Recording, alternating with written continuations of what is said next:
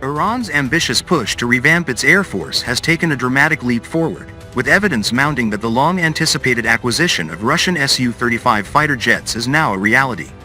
Satellite imagery leaked military footage, and growing chatter among defense analysts all point to an imminent transformation of Tehran's aerial warfare capabilities.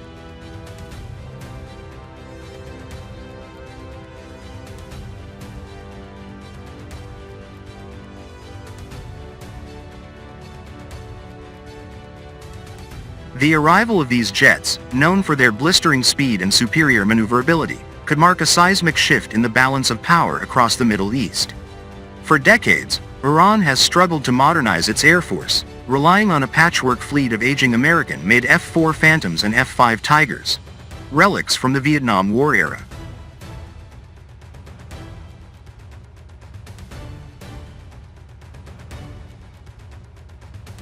The Su-35, with its advanced avionics, powerful AL-41F1S engines, and high-thrust vectoring capability, represents a quantum leap over anything currently in Iran's arsenal.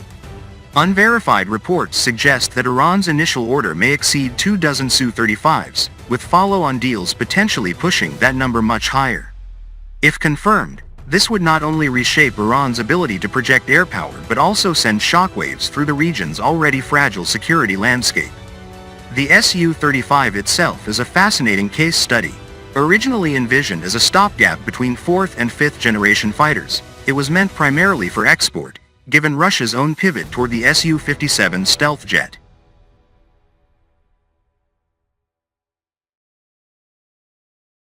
However, persistent delays in the Su-57 program forced Moscow to order significant numbers of Su-35s for its own air force, ensuring the fighter's continued production.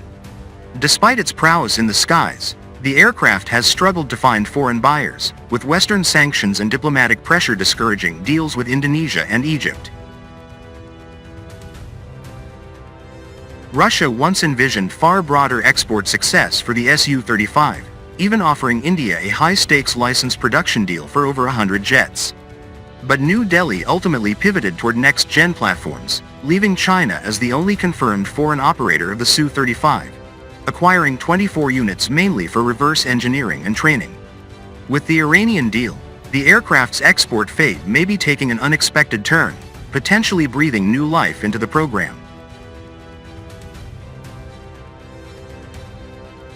Iran's acquisition of these fighters isn't just about hardware, it's a statement. If a follow-on order materializes, possibly pushing total procurement beyond 64 aircraft, it could turn Tehran into the dominant non-NATO air force in the region. This would also bring Russia closer to its original goal of exporting at least 100 Su-35s, albeit through an unconventional buyer. Operating costs remain a concern, with the Su-35 demanding extensive maintenance. However, Iran's lower labor and fuel expenses could mitigate some of these challenges, making a larger fleet viable in the long run.